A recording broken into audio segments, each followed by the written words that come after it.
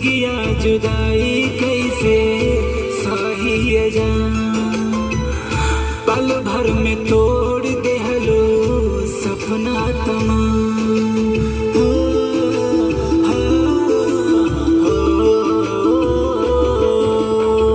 जिंदगिया जुदाई कैसे सही जान, पल भर में तोड़ दिहलो सपना तमाम।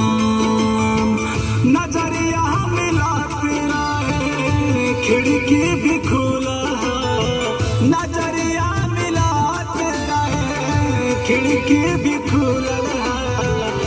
दिल तोड़ के हंसे वाला कवन फार्मूला, दिल तोड़ के हंसे वाला कवन फार्मूला।